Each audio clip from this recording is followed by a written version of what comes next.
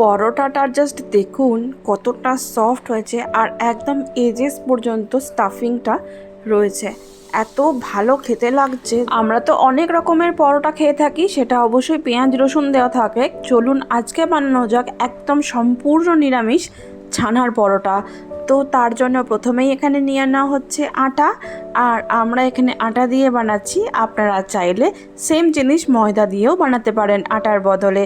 তার সাথে নেওয়া হয়েছে সামান্য একটু বিট লবণ, একটুখানি পরিমাণ তেল, সাদা তেল অথবা অলিভ অয়েল আপনাদের পছন্দ মতন নেবেন। তারপর একটা সুন্দর ময়ান তৈরি করে নিয়ে জল দিয়ে মেখে একটা নরম ডো প্রস্তুত করে নেব। আর আটা অথবা ময়দাকে একসাথে মিশিয়েও কিন্তু এটা বানাতে পারেন। এরপর এটাকে রেখে দেবো কিছুক্ষণ রেস্টে। ততক্ষণে চলুন ছানার পুরটাকে তৈরি করে নেওয়া যায়। এখানে নেওয়া হয়েছে 500 গ্রাম দুধের ছানা সামান্য একটু পরিমাণে, আর তার মধ্যে আমরা এখন দেব সামান্য পরিমাণে ধনে পাতা কুচি। ধনে পাতা কুচিটা নিরামিষের জন্য একদম অত্যাবশ্যকীয় একটা উপাদান, সেই জন্য টেস্টটা খুব ভালো হয়। সামান্য একটু পরিমাণে দেওয়া হচ্ছে বিট লবণ। আপনারা চাইলে এর মধ্যে কাসৌরি মেথিও অ্যাড করতে পারেন। বাড়িতে বানানো ভাজা মশলা এখানে দেওয়া হচ্ছে 1/2 চামচ পরিমাণ, আর দেওয়া হচ্ছে সামান্য একটু গোলমরিচ গুঁড়ো, একটুখানি কাঁচা লঙ্কা কুচি করে দেওয়া হচ্ছে। এখানে আমরা একটা পরিমাণ কাঁচা লঙ্কা দিয়েছি, কারণ এই লঙ্কাগুলো এখন খুব বেশি ঝাল হচ্ছে। আর দেওয়া হচ্ছে এটার মধ্যে একটু পরিমাণে টমেটো সস। আমরা এখানে পাতিলেবুটাকে স্কিপ করছি, কারণ ছানাটা অলরেডি পাতিলেবু দিয়ে কাটানো হয়েছিল, ফলে পাতিলেবুর একটা হালকা ফ্লেভার তো রয়েইছে। আর তার সঙ্গে দেওয়া হলো সামান্য একটুখানি সুইটনার। আপনারা সুইটনারের পরিবর্তে চিনিও দিতে পারেন। এটা যেহেতু হেলদিয়ার ভার্সন, সেই কারণের জন্য সুইটনার দেওয়া হচ্ছে। আর একটু মিষ্টি মিষ্টি নিরামিষে খেতে ভালো লাগে। এরপর ভালো করে ছানাটাকে হাতের সাহায্যে মেখে পুরটা রেডি করে নেবেন। আমাদের কিন্তু আটাটাকেও রেস্টে রাখা কমপ্লিট। আর তারপর লেচি কেটে পরোটাগুলো একে একে বেলে নেবেন। আমরা যেমন এখানে 2টো পরিমাণ পরোটা বানাবো, সেই জন্য আমরা 4টে রেডি করে রাখছি বেলে পরে।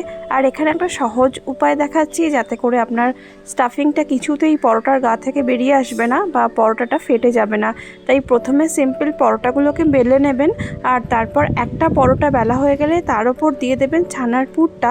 ইভেনলি চারিদিকে স্প্রেড করে দেওয়ার পর ওপর থেকে আরেকটা পরোটা দিয়ে জাস্ট 4-5টা একটু মুড়ে দেবেন, পিঠে যেরকম করে মোড়া হয় সেরকম করে হাতের সাহায্যে। ব্যাস, তাহলেই কিন্তু একদম লক হয়ে যাবে। কোনোভাবেই কিন্তু পরোটাটা ফেটে যাবে না বা ছিঁড়ে পড়ে বেরিয়ে আসবে না পুরটা। এটা অনেক বেশি সোজা পদ্ধতি। এটা আমরা কিন্তু ফেসবুকেই একটা হ্যাক থেকে দেখেছিলাম, ওই 5 মিনিটস ক্রাফটসের যে হ্যাকগুলো থাকে সেগুলো থেকে, আর দেখলাম বেশ কিন্তু কার্যকরী হচ্ছে।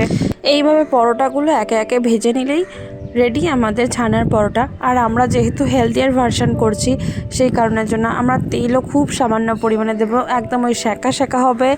আর সেই জন্য রুটির মতন প্রথমে সেঁকে নেব। রাজুদার পরোটার কনসেপ্টে হালকা একটুখানি অলিভ অয়েল জাস্ট ব্রাশ করে নেব, ব্যাস তাহলেই কিন্তু আমাদের পরোটাটা হয়ে যাবে রেডি। আর এক্ষেত্রে বলে রাখা প্রয়োজন, যেহেতু ভেতরের পুর আছে, সেই জন্য একটু গ্যাসের ফ্লেমটা সিমে করেই ভালো করে সেঁকবেন, তাহলে কিন্তু কাঁচা ভাবটা থাকবে না। পরোটা ভাজা আমাদের কমপ্লিট। আর দেখুন কত সুন্দর একটা হালকা ব্রাউনিশ কালার এসছে, খুব ভালো রকম সেকেও গেছে। এবার নামিয়ে গরম গরম পরিবেশন করুন আপনার পছন্দ মতো সস, চাটনি অথবা টক দইয়ের সাথে। ছানার পরোটা নিরামিষ এই রেসিপিটা খেতে খুব সুন্দর হয়।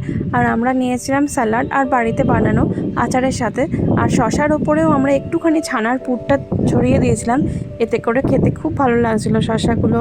যাই হোক, আজ এই পর্যন্তই। সবাই খুব ভালো থাকবেন, দেখা হবে খুব শিগগিরই। চলুন আমিও আমার ডিনারটা আজকে এনজয় করি। ওকে, বাই, থ্যাংকস ফর ওয়াচিং।